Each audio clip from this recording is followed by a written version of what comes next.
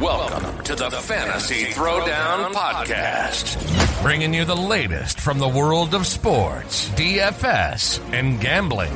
With over 5 years of hot takes and millions of downloads later, I guess he's been doing something right. Now, sit back and listen to one of the sharpest minds in the game. Here's your host, Dwayne Callender.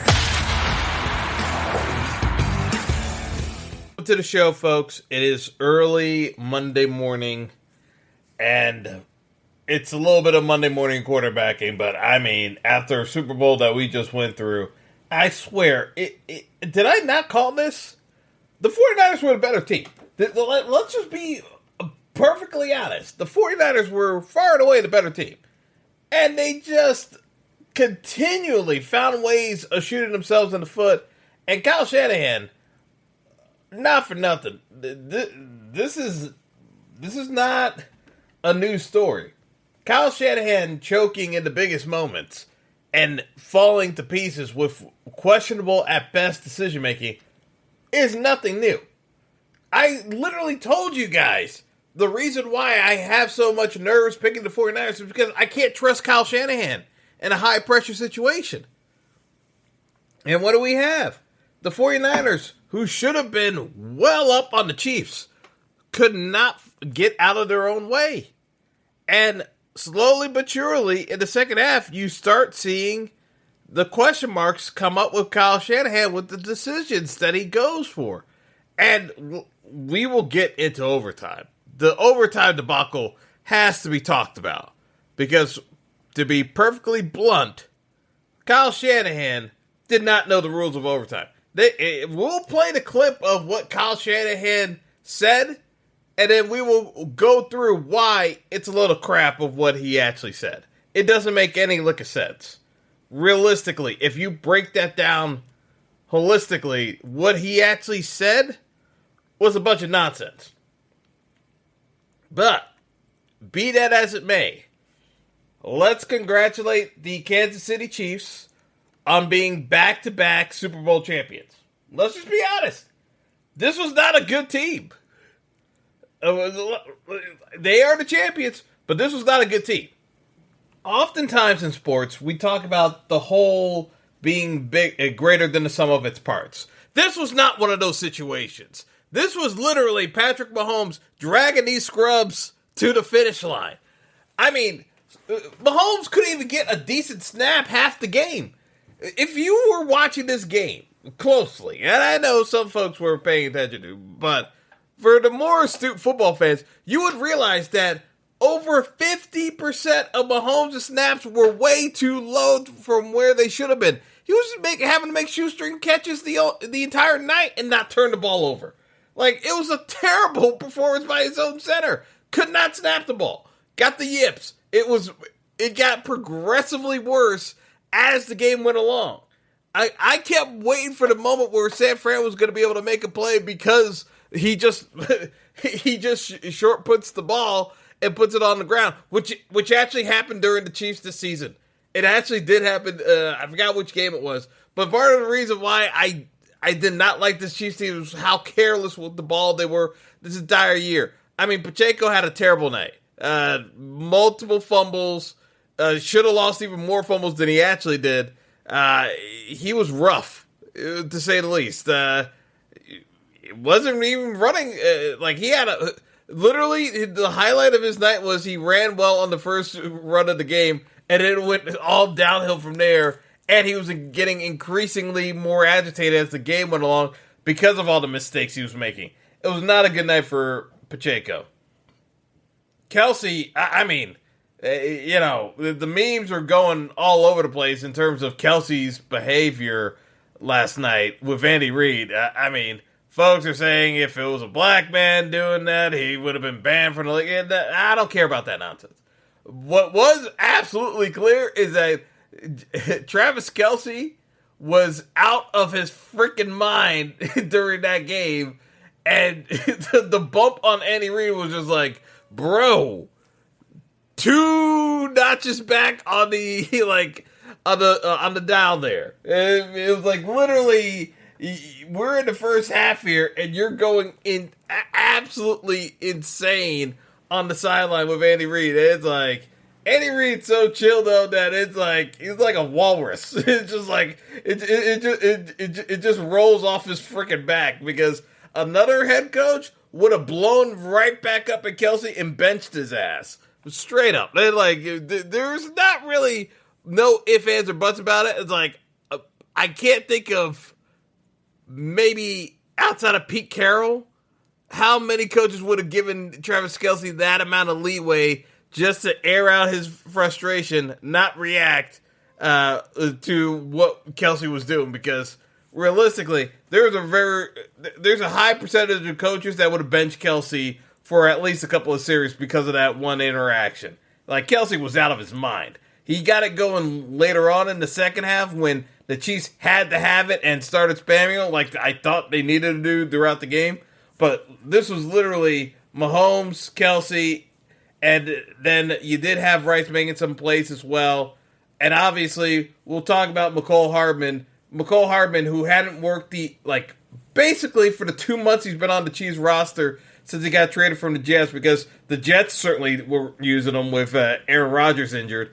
I mean, talk about getting yourself a payday for minimal work. McCole Hardman definitely getting paid just because of the Super Bowl performance. But, I mean, that was...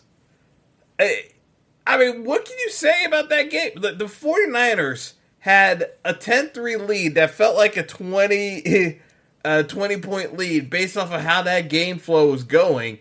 But the 49ers could not get out of their own way. And that's what I kept saying. As the game goes along and it gets tighter and tighter, I worry about Kyle Shanahan screwing this up. And lo and behold, not one, but two situations where it's third and four. The first time, it was at the 2-minute warning. They're on the Chiefs' 35. This is 4-down territory. It's 16-16 at this point. Literally, a first down ices the game, forces the Chiefs to use their remaining timeouts, and you kick the field goal and you go on to win the Super Bowl. You just need 4 yards. You have Christian McCaffrey. Kyle Shanahan opts to throw the ball. And not only did he opt to throw the ball, he didn't recognize from the jump that Spags has a blitz dialed up perfectly for him, and that there's no... Purdy didn't feel the blitz. He was not ready for the hot read throw. I'm sorry. You can argue that Purdy should have been able to see Brandon Ayuk. I didn't think Purdy had a great game. He was pretty mid, in my opinion. And I'm not going to get into the game manager debate, but I think we saw why Purdy is classified as a game manager by most accounts. And that's not an insult. Again, not an insult. But that is the functionality of his role in the offense at this point. He could certainly evolve over time. But Kyle Shanahan taking the ball out of Christian McCaffrey's hands at the 2-minute warning when literally all you need is a first down. This is for the Super Bowl. If anything, if there was any time to look at the analytics and say when you should be going for things in 4-down territory, this was it. A first down. Again, the Chiefs only have 2 timeouts. It's the 2-minute warning. You need 4 yards. This is 4-down territory. Yes, the game is tied. But guess what? If you're actually looking at the analytics, you have an all-pro left tackle, Christian McCaffrey as your running back. You're telling me you can't get 4 yards in 2 plays with that rush offense? No, sorry. It's like this is getting way too cute for your own good. Why the 49ers tried passing makes no sense at that juncture of the game. Then this overtime, and it's like, we will talk about the overtime decision. We will do that after the break. But the third down in overtime, in the exact same spot, when I still don't think the 49ers knew what the rules were. We will talk about this after the break. I'm still disgusted with how that played out because I know they're lying. I know they're lying. Everyone knows, at least that knows anything about football, knows they're lying. But, I mean, the 49ers are getting so many, backhanded support in the media that's not calling out Kyle Shanahan for this nonsense of not knowing the rules. That's pure and simple what happened. They lost track of the rule book. We'll be back after this break with the commercials because we got to talk about what happened in the overtime. I mean, because we are going to go full deep dive into the game, but we are going to talk about this overtime decision because it tilted me last night, and then rewatching the game first thing this morning, it tilted me even further. I got to talk about this. We'll be back after this. Stick around. Don't go anywhere. The Fantasy Throwdown Podcast will be right back after our sponsors pay the bills. Who doesn't love a good Western? And what better way to celebrate your love of Westerns is by dressing the part with a great pair of boots from Tecovas. They're bringing a fresh perspective on boot making, so they've carried forward the time-honored traditions and quality you'll see in a great pair of cowboy boots, but they've innovated on comfort, style, and service. Their Western boots for men and women are handmade from the most premium leathers with over 200 time-honored individual steps in the process. Tecovas believes in Western for all, and you can feel that when you go into their stores for a custom-fitted pair of new boots. You can even get custom letter stamping or branding that will make your boots truly one of a kind. If you can't make it to a store, Tecovas delivers the most premium quality right to your door as well. Visit tecovas.com. That's TECOVAS.com and point your toes west. Welcome back to the show. Hope you got your popcorn ready.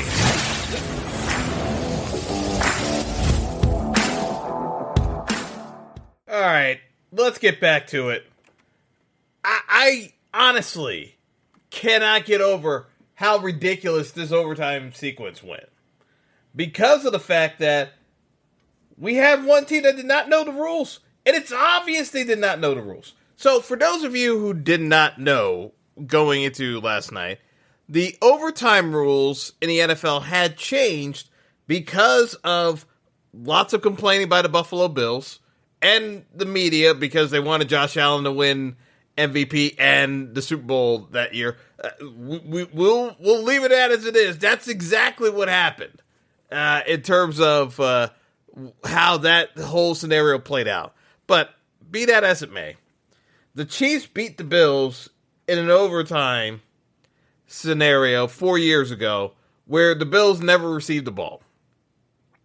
There was quite a bit of complaining about the overtime rules being unfair because both teams couldn't get a possession. I wholeheartedly disagree with that analysis, mainly because you have 60 minutes to avoid sudden death overtime. Life's not fair. You should be able to figure it out. Yes, everyone always says, oh, it comes down to the coin toss. Oftentimes, the team that wins the coin toss is not a prohibitive favorite to win the game. I know the analytics guys want to say that. The data doesn't prove distinctively that overall there's no way a team can win a game when they lose the coin toss. Overall, the data does not show that it's an overwhelming prohibitive favorite, that it's over 80% of the time the team that wins the coin toss wins the game. The data shows that that's not the case.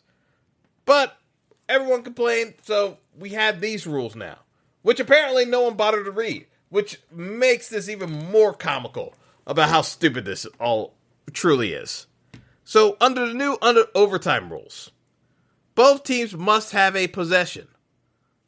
I repeat, under the new overtime rules, both teams must have a possession.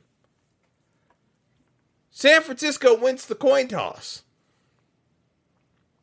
San Francisco opts to receive the ball. Some of you may be wondering, why is this such a bad idea? All right. Say, for instance, you already know what your opponent scored. You already have an inherent advantage of knowing exactly what you need to do and script out exactly what play calls you need to go for. So the whole rationale of the analytics folks that argue going for 2 and forcing the issue, even though you could just kick the extra point.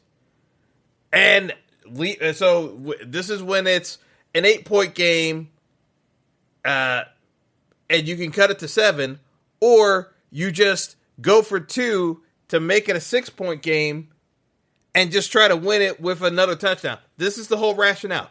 Because you already know what you need to get. That's why folks say go for 2, because if you get the 2, you're down 6, and all you need to do is score the touchdown, kicks the extra point to win the game. If not, and you miss the 2-point conversion, you're up 8. That's the whole argument, because you already know in advance what you need to do to execute. This is all the analytics folks. They talk about this all freaking day to explain why they justify going for 2. Kyle Shanahan claims to be an analytics expert. This is his explanation as to why he wanted to have the ball first in overtime. Let's play the audio. This is something we talked about with, that none of us have a ton of experience of it, but we went through all the analytics and talked to those guys, and we decided to be better. We wanted the ball third. If both teams matched and scored, we wanted to be the ones who had the chance to go win, and we got that field goal, so we knew we had to hold them to at least a field goal, and if we did, then we thought it was in our hands after that. We wanted the ball third. Are you kidding me right now? The whole point of you going second is that you already know what the other team has scored in advance, so you can counteract that. So if the Chiefs scored, they would have the option of going for the 2-point conversion to end the game outright, to gamble on it. But the whole point of having the data is so you can actually make that call on your own and not assume that you might have a chance at the ball again. That might be the dumbest explanation I ever heard of. And then he tried to pin it on the analytics guys. No analytics person, for all the talk that they talk about why you go for 2, would ever justify getting the ball first when both teams have possession. It's the dumbest thing I ever heard of. I can't believe he actually said that, and no one called him out on it. It is literally the dumbest thing I ever heard of. For someone who claims that they use analytics. Because that is the opposite of what analytics tells you to do. Literally the opposite. Also, not for nothing, but at that point in the game in overtime, the score was 19-19. It wasn't like both offenses were lighting it up. So the mere notion that, again, you wanted the ball third is assuming that both teams are going to score. The game was 19-19. There's just so much cynical in terms of how he thought about the process. If that's how he was thinking, either you're overthinking or you didn't know the rule. I honestly think he didn't know the rule, because his explanation to justify his decision makes no sense whatsoever. The game was not back and forth. Both teams were struggling to move the ball on offense. There was a higher probability of the 49ers stalling out on their opening drive in overtime than them scoring. And guess what? The Niners drive should have stalled out. It was 3rd and 22, and the Chiefs committed a holding penalty to give them a first down, and that gave them life to start driving down the field. That drive should have stalled, and the Chiefs should have had the ball in great field position to kick a game-winning field goal because the Niners elected to take the ball first. It was mind-boggling. Knowing that both teams should have the ball, you would ever elect to have receive the ball. It doesn't make any sense. No one thought that was a good idea. Now, let's go to Chris Jones of the Chiefs when he was hearing about why the Niners decided to take reception of the ball and what he thought of it. Because the Chiefs, they were well aware of the rules. This is why I think the whole Niners excuse is nonsense that they did not know the rule. I don't think they knew the rule. Anyway, let's hear from Chris Jones. Overtime. They're crazy. They're crazy. Yeah. Because the overtime rule has changed where both teams get the ball, no matter who scores. So, originally you want to let the other team get the ball, stop them holding the three, so you know where you got it. Or if you stop them, they play, then all you have to do is kick three. And when you're holding the three, you're feeling walking off the field knowing 15's coming up. Yeah, that's the type of trust we have in each other. We get the ball back to Andy, Pat, and Trout. We always feel like there's something they can do in any given moment that they can put in their zone, and they just did that. In case you didn't make out what Chris Jones initially said, they're crazy. The only way to explain that is either they're crazy or they didn't know the rule. Because the explanation Kyle Shanahan gave was a load of crap. Chris Jones just called it out, too. It makes no sense. What the Niners, that you want the ball third, that's the stupidest thing I've ever heard of. To Chris Jones's point, either they're crazy or they didn't know the rule. That's what makes this so ridiculous that we actually got to this situation. Because sometimes the lie is worse than the actual act of not knowing what you did. Because now Kyle Shanahan has to explain the analytics of how he thought both teams scoring made more sense than the Chiefs knowing exactly what they needed to do. Like, you're thinking from the standpoint of, yeah, we're in a game where both teams were struggling to score, we want the ball first.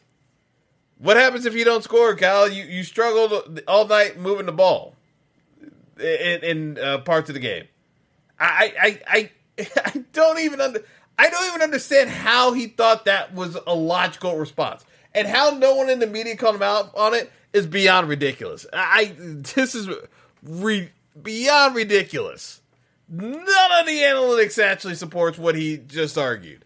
It's the opposite of what he was supposed to do. Meanwhile, on the 3rd and 4 in overtime, because again, the Niners had multiple chances, even with their massive blunder with the overtime rule. They had a chance to score a touchdown. It was 3rd and 4 in overtime. They need 4 yards. They, once again, try to go for a pass play. Everyone's talking about Ayuk being open.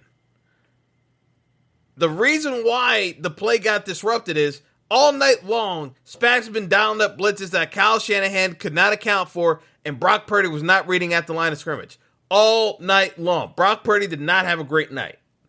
And he was exposed for lack of being able to recognize blitz pickup. Because he was supposed to slide protection, he didn't see it. Yes, the tackle made a mistake. Guess what? Brock has to tell them also, watch out for the inside because they're looping in. Like, he's got to at least be ready for that combo. But again, everyone's going to say, "Oh, he's so young. You can't put that on him." You can't have it both ways. You can't say he's the MVP and then come back around and keep saying, "Oh, but he's so inexperienced, he can't get this stuff." Like, it doesn't work that way. Like, either he is that guy or he's not there yet. And I kept saying, Brock Purdy's a game manager. He may get there someday to that Brady level where he becomes a weapon because he's so knowledgeable about the game. He already knows in advance how to beat you, and then he waits for you to F up and then just takes advantage of the sloppy mistakes you make. That's where Mahomes is now. His arm talent hasn't left him, but man, his teammates suck so much that literally he has to grift his way to move down the field more often than not because his receivers aren't good enough to run the proper routes. Like, he got it done with dollar store wide receiver core. And yes, Rashee Rice had a good game. Rashee Rice is not... He may get there. He's not even a number 2 receiver on a top playoff team. That's the truth of the matter.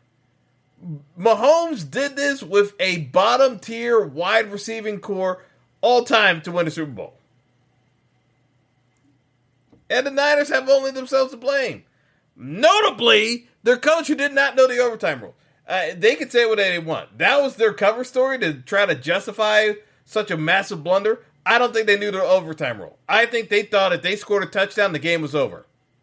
Because that's the only logical explanation, is if you were operating under the old overtime rules, where if you score a touchdown at least, the game's over, versus kicking a field goal and the other team at least gets one possession. I honestly think they thought if they scored a touchdown, the game was over. That's what it came down to. The Niners, once again, shot themselves in the foot. They could say what they want. They did not know the overtime rule. They did not know the rules. The Chiefs talked about it in the postgame that they've been practicing that since the beginning of the year, so they were prepared for the situation. The Niners, on the other hand, clearly told you they did not know the rule and they were confused by it. They had no idea what was going on. Plus, with the final play of the game, what ended up being the final play of the game, the clock's ticking down. I'm thinking in my head, wait a second, why are the Chiefs letting the clock tick down? This doesn't make any sense. Turns out, with the new overtime rules, as stupid as it sounds, even though it's 15 minutes, technically, both teams have to have a full possession, so the clock doesn't actually matter. It just means that if the clock runs out before the possession ends, they just go to the other side of the field. On that last play, with the Chiefs running the clock down, the Niners were clearly disorganized because they were fully expecting the Chiefs to call a timeout, and they weren't ready for the Hardman in the flat. He was wide open because the Niners were so confused, expecting the timeout, that they screwed themselves over by not being in position because they thought a timeout was getting called, and they didn't slide over. They were completely unprepared. They had no idea what was going on. They were utterly confused. They could say what they want. They lost the Super Bowl because they had no sense of bearing of time or situation. And that is coaching. Pure and simple.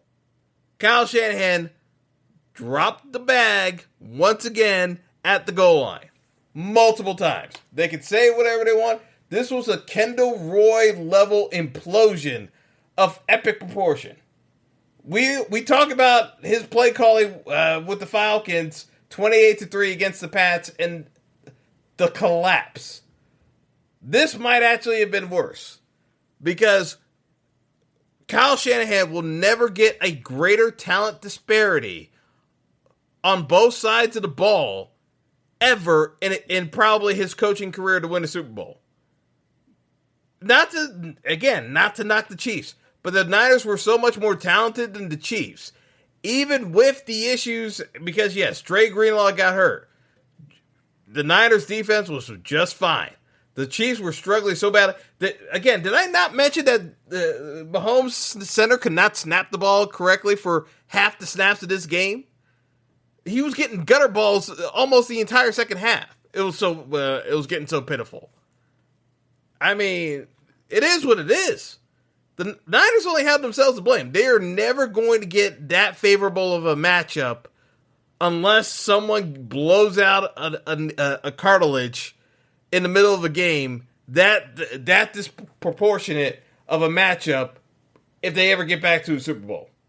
That was the matchup. Because everyone always talks about the Bills going to the Super Bowl 4 times. They had their shot against my Giants. That was the most favorable matchup for them. You can make a case for Washington when they lost to Washington because it was a backup QB, but the Giants had a backup QB in Hostetler. Both those Super Bowls were the most favorable matchups. When they played the Cowboys, they were prohibitive underdogs. It just got worse the second time around when they just got taken to the woodshed. But no one believed they had a shot in that game. But I honestly can't say, because this 2 shots at the apple. They should have beaten the Chiefs with Jimmy G. They collapsed in that game too. But this was the game where literally they had the Chiefs dead to rights and a demonstrably better team. It's not close. Mahomes had to finagle some BS to get that offense moving and just dial up some of his best 1-2 plays with Kelsey off the cuff because the base offense was not working. They were going into the recycled plays that they were just kind of coming up on the fly just to do something different that the Niners hadn't seen with Kelsey to get him open. That's literally what it came down to. I know they were going to spam that more in the first half. They just waited until it was complete desperation time, and the game should have been over by then when the Chiefs did it. I thought the Chiefs were way too lackadaisical with what they were trying to do on offense, that if the Niners were actually on their game, they should have been up by 17 to 20 points easy. But it is what it is. The Niners only have themselves to blame, and that overtime decision is going to haunt Shanahan for the rest of his career. He can say whatever he wants. He did not know the overtime rules had changed that much. He did not know. Because his explanation on analytics telling him that was the most favorable play was a crock of crap. And it's like, he said that, but no one checked him hard on it. Because I think the media gets too scared about calling out coaches, but the explanation he gave makes literal no sense if you actually look at it. He wanted the ball third. The game was not dictated on who's going to get that ball third. It just wasn't. It's like, I don't know how many different ways we got to spin that. Like, both teams were struggling at points trying to move the ball. It was more likely one of the teams was going to punt than both teams scoring. The probability was not there. Based off of the game script that we were going through. So I think the more logical explanation is that the Niners didn't know the rule, and they admitted as much at the end of the game. So we're gonna get on out of here because it's early, and frankly we got a long day of kind of getting more feedback from the Super Bowl of what went down. And we'll get Kelly on at some point to kind of get his thoughts on the game, because that was just, there were so many things going on. Like, I still got to look at that Super Bowl a couple of times, but more to come when we do a full recap of the game. But yeah, calling out that nonsensical overtime response, someone had to do it. It's like, it's absolutely ridiculous. I'm glad Chris Jones said it, because realistically, it's the dumbest thing possible that Shanahan could have said. And that's how I know he's trying to lie to cover up the fact that they did not know the rule. They didn't know the rule. Anyway, have a good one, folks. Until next time. Thanks for listening to the Fantasy Throwdown podcast. Be sure to like and subscribe to the show on Spotify, Apple Podcast, Google Podcast, and all major outlets.